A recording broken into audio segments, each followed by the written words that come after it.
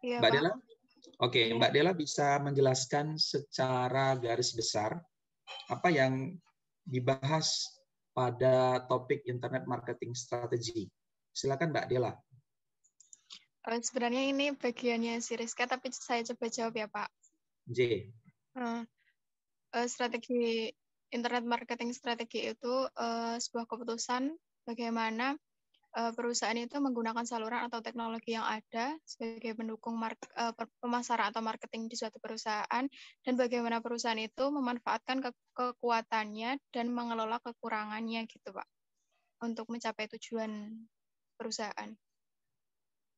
Oke, jadi strategi marketing ini adalah bagian dari strategi yang didesain oleh suatu perusahaan atau suatu bisnis ya untuk mencapai tujuannya.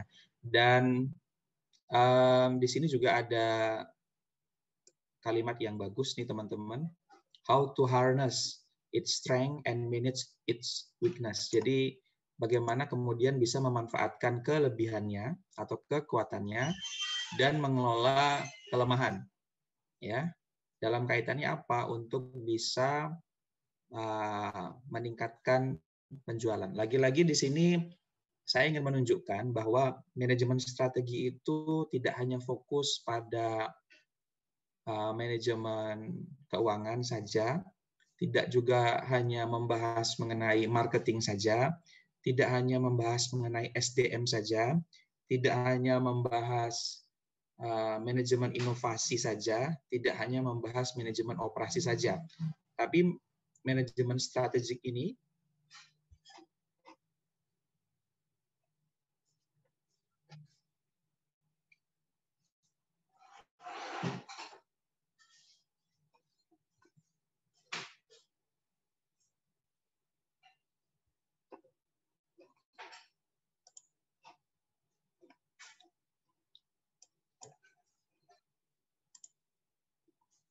halo? Tes? Dulu, Pak. Oke. Saya kira tadi keluar dari Zoom-nya. Oke, jadi saya ingin menunjukkan ya, saya ulangi ya, saya ingin menunjukkan bahwa manajemen strategik ini tidak hanya mengurusi ya atau hanya mengelola satu bidang manajemen saja. Ya, apakah itu manajemen SDM, manajemen marketing, manajemen keuangan, manajemen operasi, kemudian manajemen inovasi, ya. Ada juga biasanya research and R&D, research and development. Ya, jadi manajemen strategi ini berusaha untuk mengintegrasikan ya seluruh functional parts ya, jadi bagian-bagian yang sifatnya fungsional yang ada di suatu bisnis atau suatu perusahaan. Maka kalau nanti teman-teman berkesempatan untuk melanjutkan pendidikan di S2 atau strata 2 gitu ya, atau di bidang untuk mengambil master, itu nanti akan ada peminatan atau pemilihan konsentrasi. Nah, dulu juga saya mengira ketika saya melanjutkan S2 saya di Universitas Gadjah Mada di program Magister and Doktor ya di Fakultas Ekonomika dan Bisnis UGM, itu juga selesai pada semester 1. Nah, itu kemudian kita diminta untuk memilih konsentrasi. Nah, ya ada beberapa konsentrasi ya. Jadi manajemennya apakah kita memilih manajemen keuangan, apakah manajemen pemasaran, apakah memilih manajemen SDM, sumber daya manusia, apakah kemudian memilih manajemen operasi dan inovasi, dan seterusnya. Nah, waktu itu memang saya memilih manajemen strategik ya, karena saya ingin melihat perusahaan ya, baik itu dari dalam maupun luar, itu secara komprehensif ya. Jadi kita tidak hanya sekedar ngomongin marketing, tapi juga kita ngomongin part-part yang lain. Nah, seperti yang teman-teman bisa lihat, jadi dua materi terakhir, dua materi ya, artinya materi yang kemarin minggu lalu dan materi saat ini itu memang kita fokus membahas mengenai marketing management, ya, manajemen pemasaran. Jadi saya tidak menganggap bahwa ada atau mungkin bagian dari functional level tadi, ya ada beberapa manajemen tadi itu menurut saya tidak ada yang lebih dominan, ya. Menurut saya tidak ada yang lebih dominan. Semuanya itu punya peran masing-masing, ya. Jadi sekali lagi ini mungkin menunjukkan bahwa manajemen strategik ini adalah salah satu manajemen atau bidang atau rumpun keilmuan yang memang membahas secara garis besar bagaimana fungsi-fungsi manajemen dalam suatu perusahaan itu bisa dijalankan secara efektif dan efisien. Ya, dan biasanya teman-teman nanti kalau ingin mengambil konsentrasi manajemen strategik, ini harus kuat membaca, ya. Jadi saya sampaikan ini harus kuat membaca. Kenapa? Karena mata kuliah ini apa namanya, ya, bukan berarti konsentrasi yang lain tidak membutuhkan effort membaca, tapi ini juga butuh extra ordinary effort, ya. Jadi butuh effort yang luar biasa untuk membaca, karena kita tidak hanya fokus pada satu konsentrasi manajemen, tapi kita juga keputusan kita itu kalau bisa atau mungkin bacaan kita itu memang harus berkaitan, ya. Apakah dia berkaitan dengan research and development, apakah itu berkaitan dengan marketing, SDM, ya, human resource, atau berkaitan juga dengan financial management dan seterusnya. Maka dari itu kemudian saya mengatakan bahwa teman-teman yang ingin mengambil konsentrasi manajemen strategik ini memang harus punya extraordinary effort, usaha yang luar biasa dibandingkan kalau teman-teman hanya mengambil satu konsentrasi. Ya, oke. Terima kasih tadi Mbak Della. Mbak Rizka, apakah sudah di sini? Oke, sekarang sepertinya, Pak. Oke, saya ingin masuk menyapa yang kelas B, ya. Saya mau ke Mbak Silvi dulu, Mbak Silvi. Iya, Pak. Oke, bisa dijelaskan apa manfaat dari internet marketing strategy dari bacaan yang dibaca atau dari referensi yang dibaca? Baik, Bapak.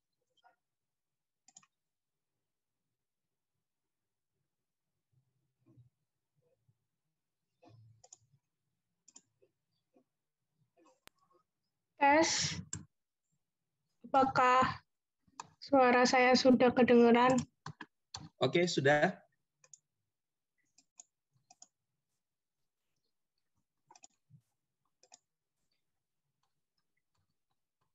Oke, silakan, Mbak.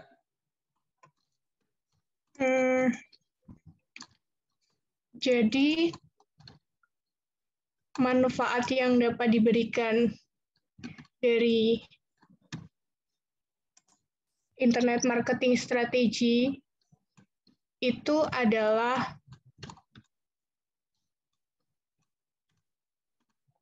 dapat digunakan untuk, kalau menurut dari McDonald dijelaskan, untuk menginformasikan, untuk mendapatkan sumber daya, dan untuk mendukung, dan untuk menetapkan tujuan juga strategi, dan berguna bagi atasan, bawahan, bahkan untuk karyawan yang memiliki fungsi non-pemasaran, untuk membantu mengidentifikasi sumber keunggulan kompetitif, untuk mengembangkan spesifikasi, lalu untuk memastikan hubungan konsisten,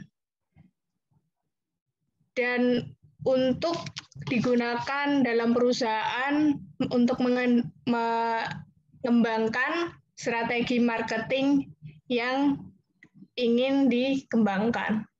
Gitu, Pak. Oke, terima kasih Mbak Silvi. Saya mau dengar juga mungkin tambahan penjelasan dari Mas Syafiq. Tadi Mbak Silvi itu mengutip manfaat e-marketing ya dari McDonald ya. Silakan mungkin Mas Syafiq bisa menambah, kalau mengurangi nggak boleh ya, menambah penjelasan dari Mbak Silvi terkait dengan apa kira-kira manfaat yang akan diperoleh perusahaan ketika mengadopsi internet marketing.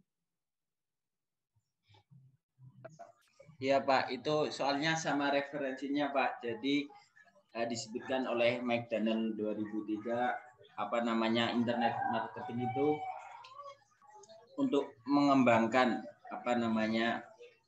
spesifitas perusahaan, terus mendapatkan sumber daya, menambah dukungan, menetapkan komiten, tujuan dan strategi kayak gitu Pak.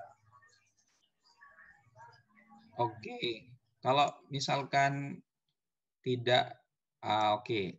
Mungkin menggunakan kacamata yang lain, Mas. Mungkin berdasarkan apa yang bisa dilihat, kenapa kok sekarang semuanya berbondong-bondong untuk hijrah dari manual service atau dari manual marketing ke digital marketing. Itu kira-kira kenapa? Apa manfaatnya? Itu Pak, karena kan mungkin sekarang ini udah milenial ya Pak. Banyak orang tuh nggak suka yang ribet-ribet dengan pegang HP. Kita juga udah kayak contohnya ada GoFood, ada Grab, kita udah bisa pesen makanan, udah sampai depan rumah kayak gitu Pak. Dengan perkembangan teknologi yang lebih mudah, internet tuh bisa mencakup pasar yang lebih luas gitu Pak. Oke, itu tadi poinnya adalah bisa mencakup pasar yang lebih luas ya, yang mungkin ketika menggunakan manual marketing atau offline marketing ada beberapa pasar atau mungkin target pasar atau segmen pasar yang tidak bisa dijangkau, tapi dengan peralihan dari offline marketing ke online marketing kita bisa menjangkau atau memperluas basis konsumen kita. Oke, itu yang poinnya ya. Jadi saya setuju dengan apa yang disampaikan tadi oleh Mbak Silvi dan Mas Syafiq. Selanjutnya saya mau ke Ashar. Masih ada di sana Mas Ashar? Ya Pak, masih ada Pak. Oke, apa yang perlu dipersiapkan bagi perusahaan untuk bisa menerapkan internet marketing?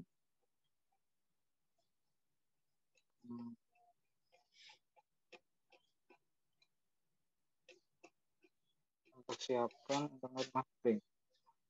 Ya. Mungkin ini Pak, optimasi mesin pencari seperti search engine itu Pak.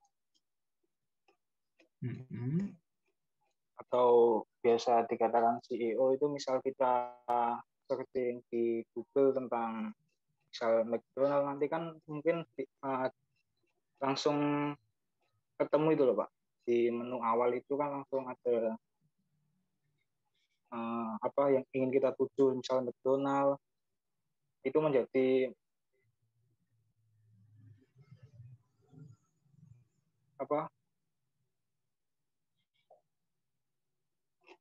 ini kan ada yang namanya yang perlu dipersiapkan mungkin website ya Pak. Ya, betul. Nah, website, kemudian di website tersebut kita dapat menginformasikan produk kita.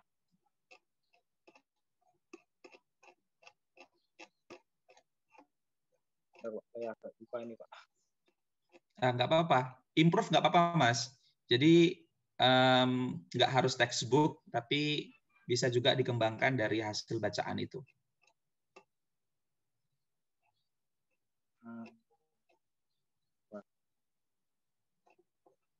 Tadi sudah benar ya. Jadi yang pertama itu kita harus punya website ya. Jadi seringkali begini, sambil apa ya? Oke, nggak apa-apa. Kata kunci yang pertama ini teman-teman harus mempersiapkan infrastrukturnya dulu ya, membangun rumahnya dulu nih. Nah, seringkali ada pertanyaan begini, Pak,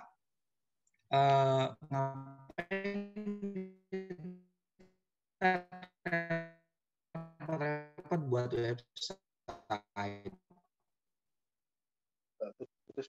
ya.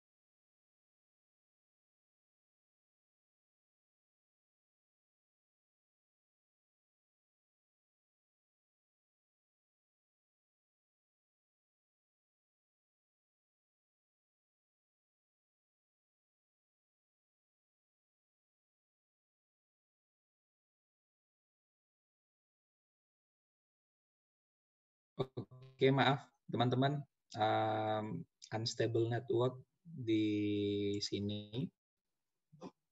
Oke, kita lanjutkan ya. Jadi tadi sampai di ini ya, sampai di website ya. Nah, mungkin saya ingin menjelaskan sebentar.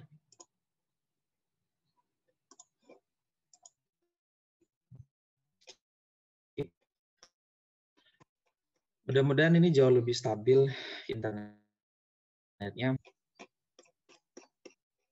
Mungkin tidak bisa semuanya kita bahas, teman-teman, tapi paling tidak ada beberapa harus ketahui ya. Jadi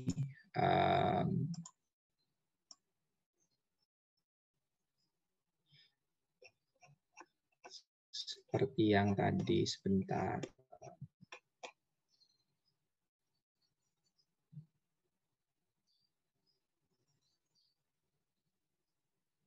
Jadi ini adalah beberapa tahapan tadi. Sebenarnya nggak punya website pun ya kita sudah bisa melakukan atau mengadopsi internet ya, internet marketing strategi ya. Apalagi ini mungkin lebih luas melalui internet ya. Jadi apapun yang terhubung dengan internet, selama kita bisa memasarkan produk atau jasa kita,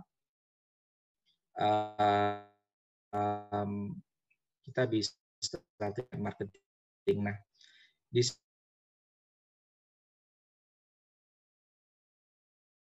internet marketing. Nah, di sini teman-teman mungkin no website, nggak punya website gitu ya. Jadi mungkin bahkan yang di nomor 1 ini kalau teman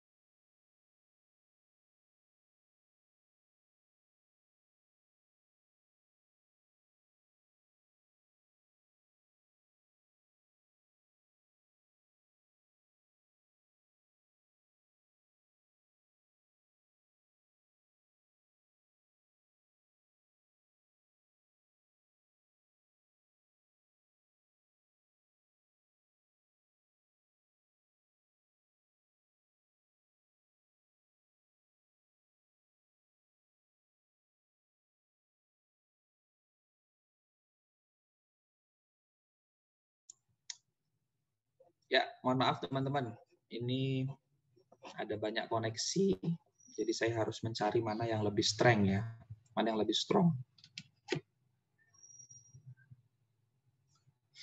Oke, kembali lagi tadi ke sini teman-teman. Jadi intinya begini, saat ini kita juga bisa memasarkan produk dan jasa kita itu melalui media sosial. Apakah ini masuk dalam kategori internet marketing strategi? Ya, karena sejatinya yang namanya marketing itu adalah how to communicate. Ya, bagaimana kita berkomunikasi, how to sell our product and our services. How to sell tadi ya, bagaimana kita bisa menjual, bagaimana kita bisa berkomunikasi, dan yang ketiga how to promote our product and our services.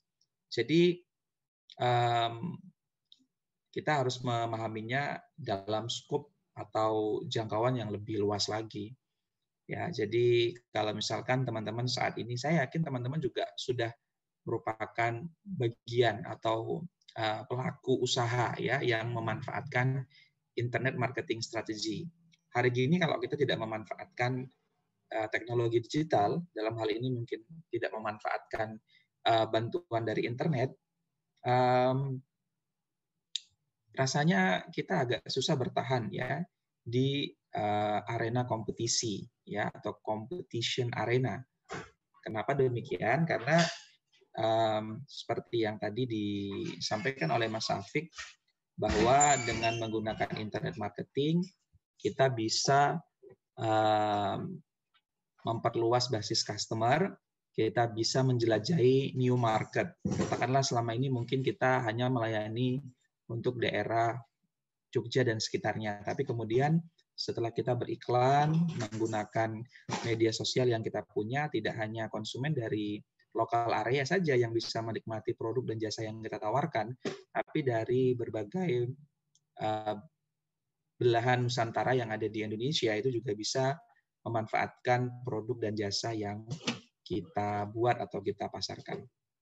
Ya, jadi pesan saya untuk yang marketing, internet marketing ini, teman-teman nanti bisa latihan. Nah, nanti di bagian akhir saya ingin memperkenalkan ada satu aplikasi, keluar lagi ya, atau tes. Ya, Pak. Aman, Pak. Masuk, Aman, Pak. Pak. Masuk ya. Aduh, saya hampir Iya, Pak. putus asa ini. Udah 3 jaringan ini saya coba nih ya. Sudah tethering sudah, gitu kan. Oke, karena kalau harus ganti, saya nggak mau ganti-ganti kuliah lagi gitu ya. Saya yakin teman-teman juga, aduh ganti kuliah gitu kayaknya Mas. Udah Pak, kita selesaikan aja gitu ya, daripada ganti-ganti ya. Oke, saya berharap bisa selesai ini ya. Jam 9 selesai. Oke, tadi saya, jadi ini sebenarnya tahapan-tahapan ya. Makanya di sini dikasih nama stage models of the internet marketing capability.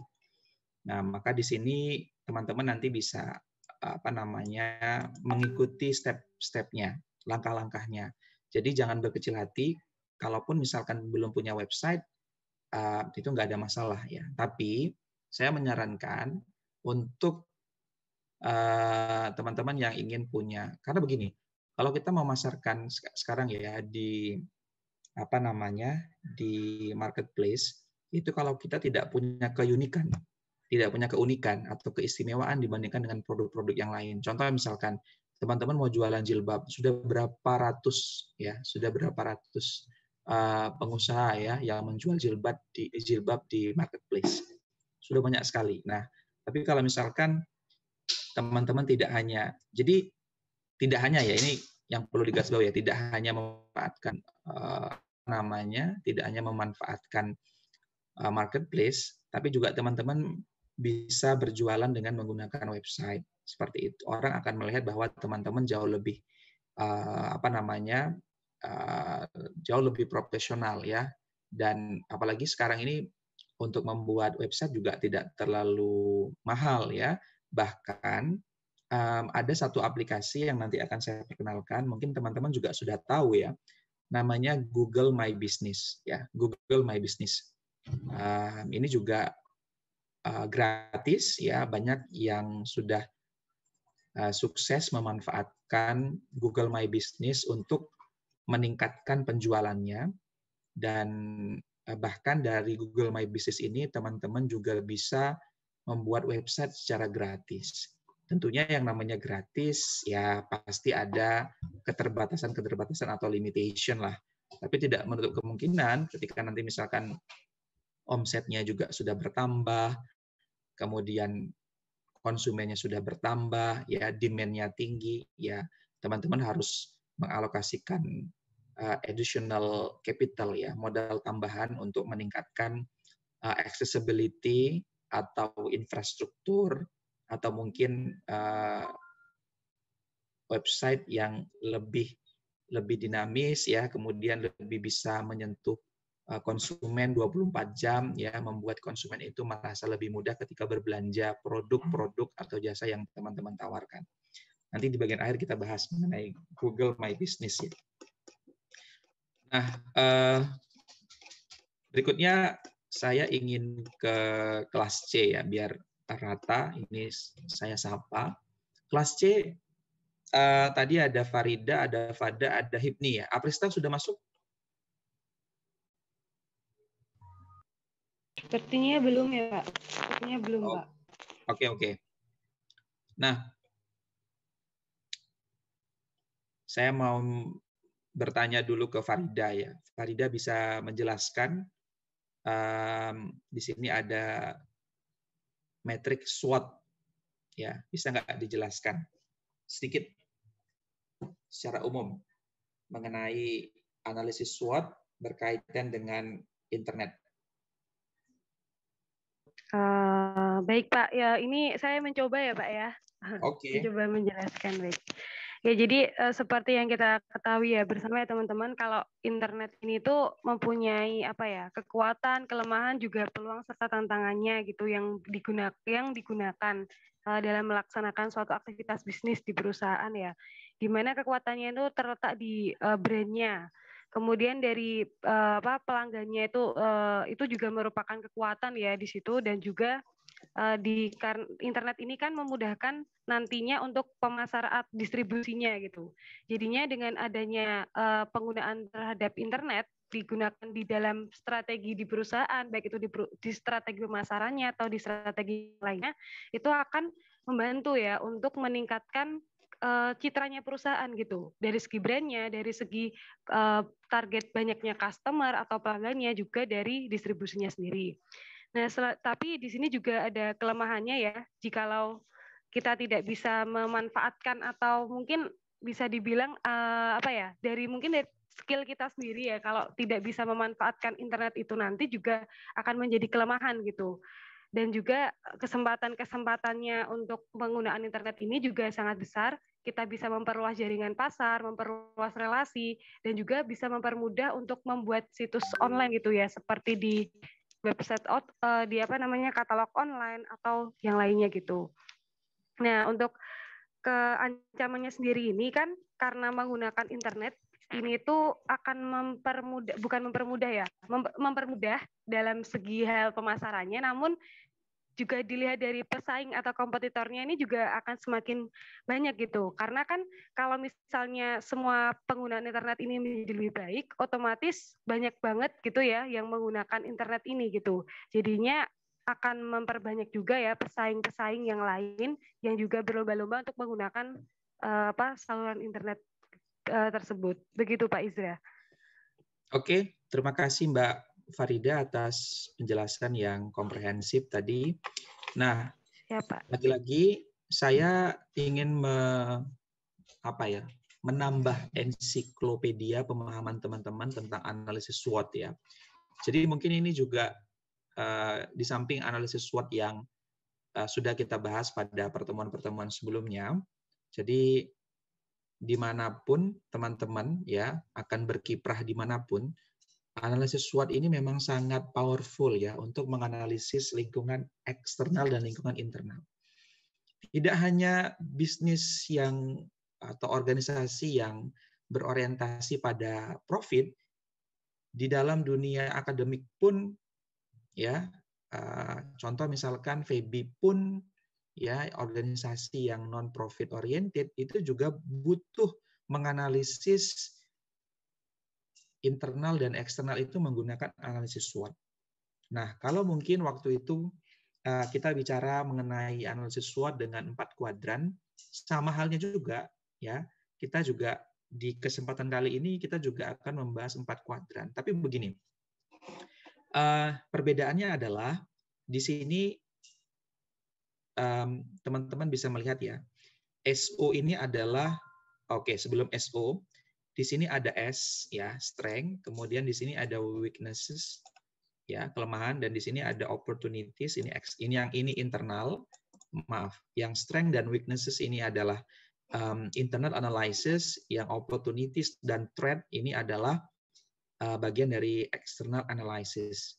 Nah, setelah kita bisa mengidentifikasi atau menginventarisir kekuatan kita apa, kelemahan kita apa, peluang kita apa, kemudian threat, ancaman itu apa, kemudian kita bisa menentukan strateginya apa dengan cara mengkombinasikan ya, setiap kotak ini akan kita kombinasikan. Di sini di kotak yang mungkin saya menyebutkan kotak yang pertama ya. Nah, walaupun mungkin tidak ada ketentuan juga bagaimana memberi penamaan. Tapi yang jelas di kotak yang pertama ini adalah perkawinan antara S dan O. S itu strength dan O itu adalah opportunities. Makanya kemudian di sini penjelasannya adalah leverage strength ya, meningkatkan kekuatan kita untuk apa? Untuk memaksimalkan peluang. Maka kemudian di sini namanya attacking strategi ya. Kita menggunakan strategi menyerang. Karena apa? Karena kita merasa kita punya kekuatan, ya, kemudian peluangnya juga besar. Maka kemudian ini harus menggunakan attacking, ya. Kita menyerang nih. Nah, kalau yang di sini berarti kita mencoba untuk membangun kekuatan. Karena apa? Karena kan kita lemahnya di sini. Nah, brand perception, intermediary use, teknologi skills, ya, channel support, ya. Tapi peluangnya banyak, ya. Maka kemudian di sini adalah counter weaknesses. Kita berusaha untuk menghadapi kelemahan kita, ya, mengcounter itu melawan kelemahan kita dengan mengeksploitasi atau dengan memanfaatkan peluang yang ada. Begitu ya cara membacanya. Demikian juga di kolom yang ketiga, jadi punya kekuatan, tapi ancaman juga ada di depan mata. Maka kemudian di sini adalah namanya defensive strategi. Jadi kita berusaha untuk meningkatkan kekuatan kita untuk meminimalisir ancaman. Seperti itu. Demikian yang terakhir, yang di kolom 4, di sini ada weaknesses, ya, ada kelemahan, dan kemudian ada ancaman. Nah, di sini adalah kesimpulannya adalah counter weaknesses dan ancaman. Jadi bagaimana kemudian perusahaan atau bisnis itu bisa mengcounter, ya, atau meredam atau menghadapi kelemahan-kelemahan dan ancaman. Untuk apa? Ya, untuk kemudian bertahan. Nah, jadi analisis SWOT yang umum digunakan, ya, ada 2, ya. Yang pertama yang sudah saya jelaskan pada pertemuan yang lalu. Nah, yang kedua ini. Jadi teman-teman nanti jangan kaget gitu ya ketika misalkan nanti atasan teman-teman atau mungkin teman-teman sebagai seorang konsultan kemudian diminta untuk membuat analisis SWOT, teman-teman bisa menggunakan beberapa tipe atau beberapa varian, ya, menggunakan SWOT, ya, baik itu untuk perusahaan atau organisasi yang profit oriented maupun yang non profit oriented, seperti itu. Nah, saya mau ambil contoh di sini, mungkin tidak semua ya yang saya ambil contoh, ya. Saya mau fokus ke kesempatan. Dengan kita memasarkan, dengan kita ingin memasarkan, monggo Mas, mau ketemu siapa? Erbatin. Ya. Monggo langsung masuk aja Mas. Nggak apa-apa. Oke, ya mohon maaf ya teman-teman, saya lanjutkan. Jadi sampai di mana tadi ya? Oke, jadi tidak mungkin semuanya bisa saya kasih contoh teman-teman, tapi di sini saya mau fokus di bagian opportunities, ya, cross selling. Mungkin di sini ada yang bertanya-tanya, cross selling itu maksudnya apa Pak? Jadi saya ingin ingin memberikan contoh dengan ilustrasi, ya. Oke, sudah kelihatan teman-teman di layar kaca laptop dan HP? Sudah, Pak. Oke. Ketika kita bahas mengenai cross selling, maka di sini juga ada teman-temannya, ya, down selling, upselling, dan cross selling. Saya ingin menyapa Mas Hipni, ya. Mas, kira-kira kalau dari gambar ini apa yang membedakan antara down selling, cross selling, dan upselling? Mungkin porsinya ya Pak, porsinya beda-beda. Selain porsi apa Mas? Coba bisa lebih spesifik?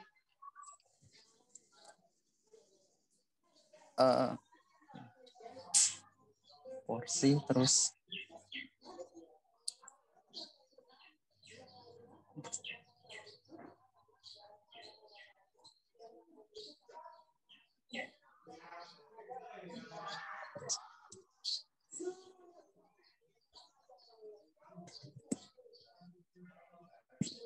Selain porsi apa lagi?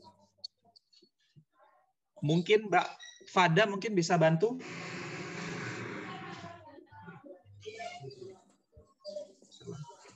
Mungkin Mbak Fada bisa bantu?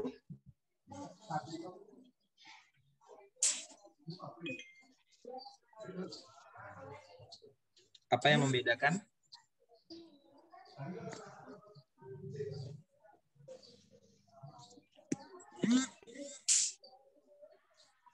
Oke, Mbak Fadan nggak ada ya. Mas Hipni, coba selain porsi apa lagi dari gambar ini? Variasi menu, Pak. Variasi menu. Oke. Beda-beda. Kalau yang cross selling, Pak Di. Kalau yang cross selling, apa beda dengan upselling? Dua itu dulu. Cross selling sama upselling bedanya, kalau cross selling itu di situ ada apa namanya hotdog, juga ada menunya lebih banyak daripada upselling gitu aja, Pak. Oke, jadi gini ya, yang ilustrasi yang ada di gambar ini,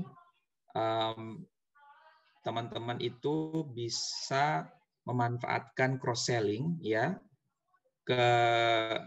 ketika mengadopsi internet marketing ya. Mungkin awalnya teman-teman jual burger ya, terus kemudian teman-teman bisa juga menawarkan minumnya. Jadi kenapa namanya cross selling? Karena yang tadinya nawarin burger, tapi juga menawarkan soft drink seperti itu, ya. Tapi kalau upselling, ya, ini mungkin gambarnya kurang ini ya. Saya coba menunjukkan satu lagi tadi ada.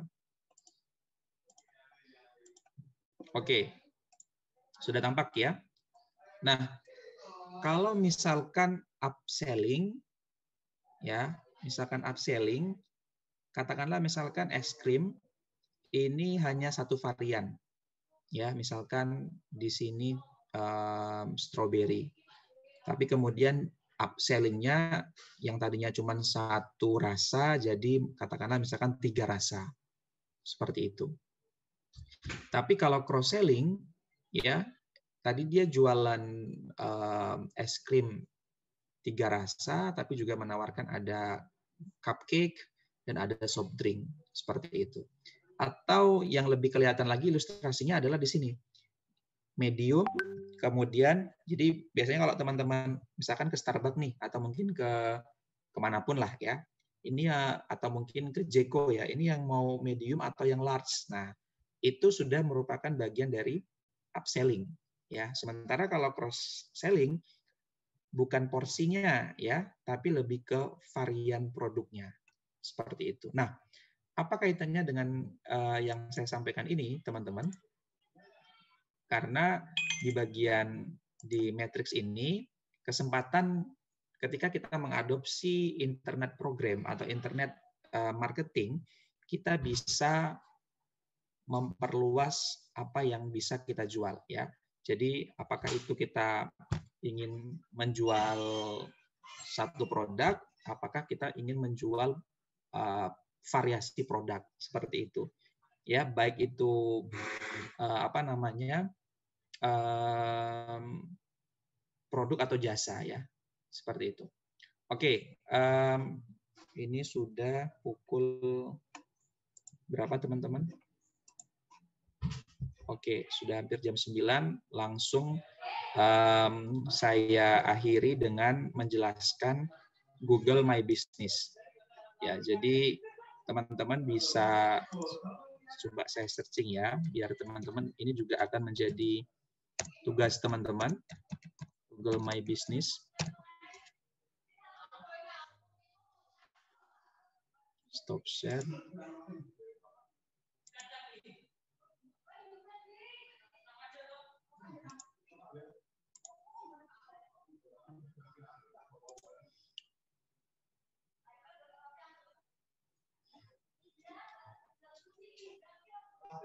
Oke, teman-teman. Sudah kelihatan ya di sini ya? Sudah, Pak. Oke, jadi tugasnya teman-teman nanti adalah ini tugasnya biar bernilai pahala ya, tugasnya biar bernilai pahala dan sekaligus teman-teman juga belajar adalah membuat Google My Business, baik itu untuk usahanya teman-teman sendiri kalau sudah ada ataupun mungkin usaha orang lain usaha keluarga, katakanlah usaha kolega, usaha sahabat yang belum terdaftar di Google My Business. Ya. Jadi sangat mudah ya teman-teman ya. Contoh misalkan kita mau kelola sekarang gitu ya. Bisa teman-teman memanfaatkan email.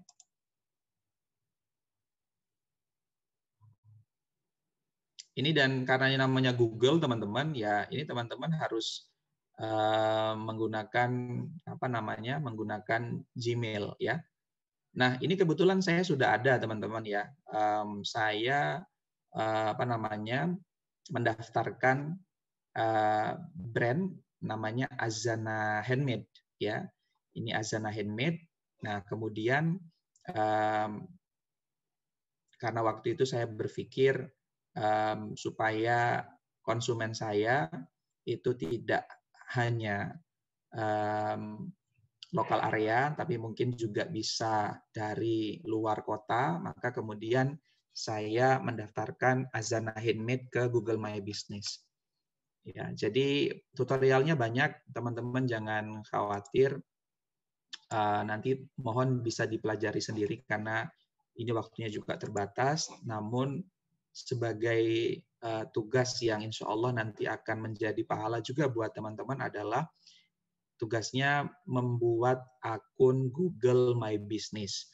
Teman-teman bisa lewat website atau saya bisa sarankan dengan mengunduh aplikasi Google My Business yang ada di Play Store ya, atau mungkin sahabat teman-teman yang menggunakan Apple mungkin di App Store ya, seperti itu ya. Atau di mana ya kalau di iPhone ya. Ya nanti saya juga nggak pengguna iPhone ya. Jadi nanti teman-teman intinya sudah ada, teman-teman tinggal download di aplikasi tersebut dan kemudian langsung login. Nah, ini waktunya saya kasih waktu mengerjakan 2 minggu teman-teman. Karena di sini nanti ada verifikasi. Nah, verifikasi itu biasanya akan dikirimin postcard ya.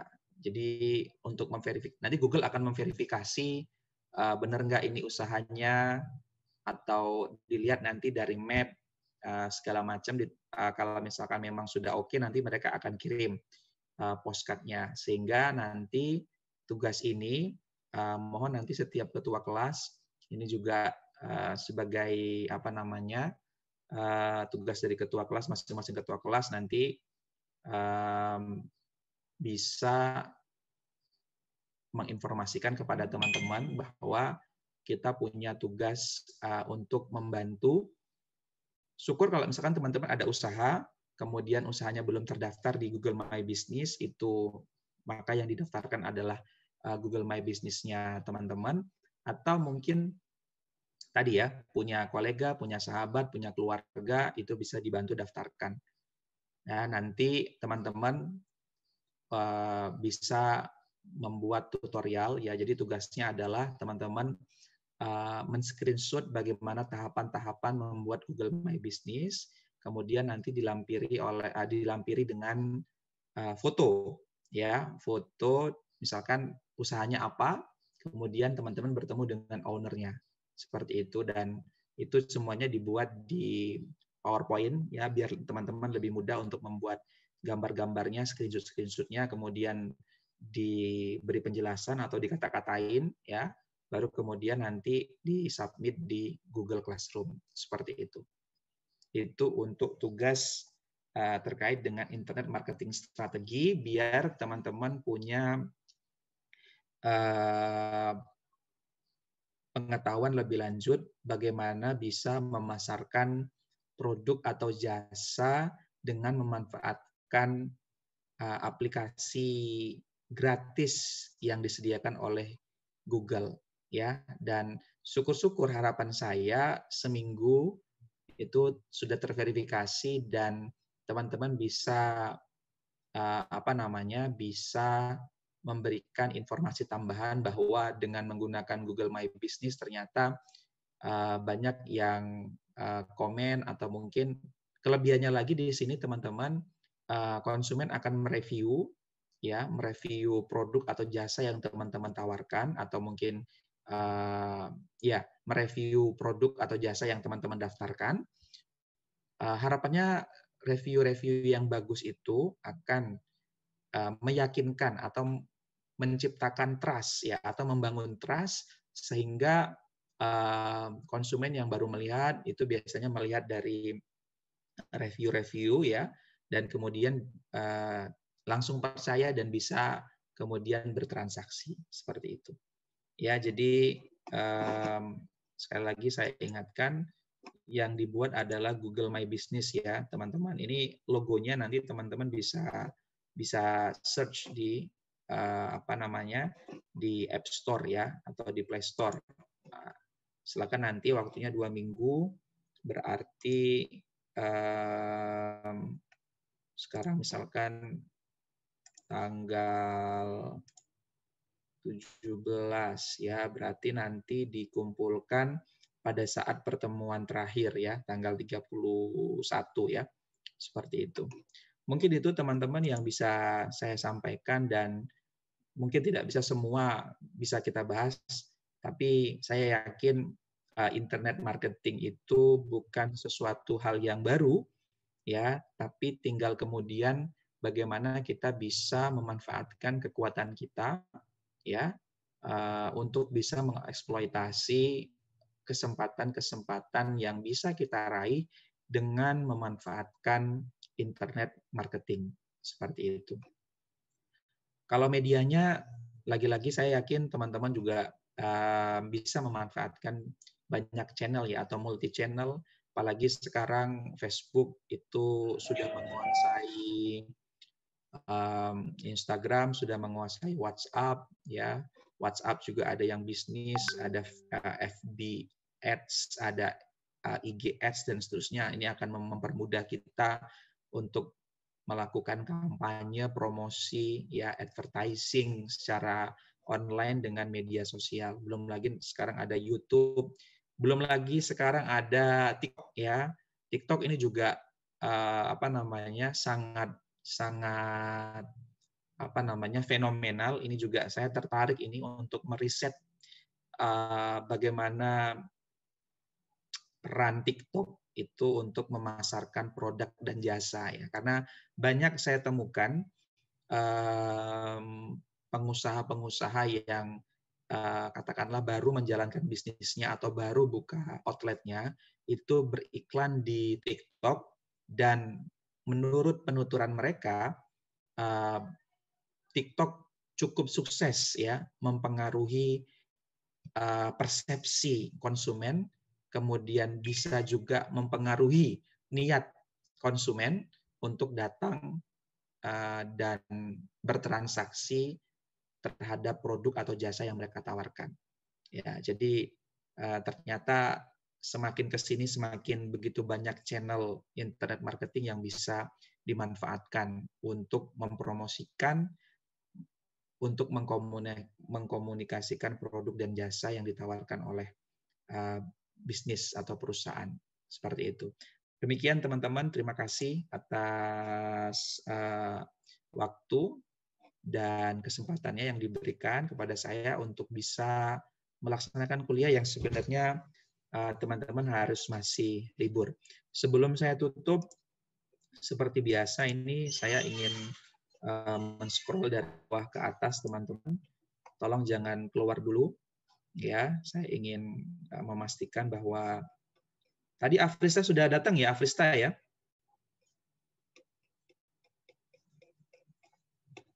Di sini ada tapi nggak ada suaranya, mungkin lagi ke belakang, ya. Oke, ini Fariha Nur Ummah, tolong Mbak, ini Mbak Fariha ini kelas apa biar nanti saya mudah. Oh, udah, oke, sudah kelas C sudah berubah. Oke, terima kasih buat teman-teman. Untuk mata kuliah manajemen strategik kita masih punya 2 pertemuan lagi. Minggu depan kita akan bahas mengenai balance scorecard. Ini adalah penilaian kinerja. Ini juga merupakan tools atau instrumen yang biasa digunakan oleh perusahaan-perusahaan besar, ya. Tidak menutup kemungkinan ini juga bisa digunakan untuk small medium enterprise Dan yang terakhir kita akan bahas mengenai financial management strategy.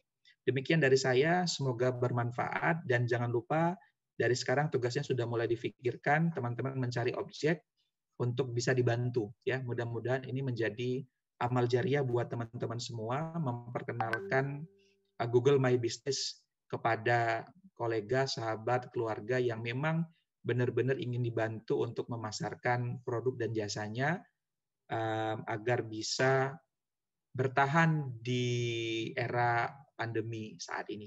Terima kasih. Wassalamualaikum warahmatullahi wabarakatuh. Waalaikumsalam warahmatullahi wabarakatuh. Terima kasih Pak Indra. Terima kasih Pak. Sehat-sehat ya teman-teman semuanya. Terima kasih. Iya Pak. Pak Indra juga Pak. Yap.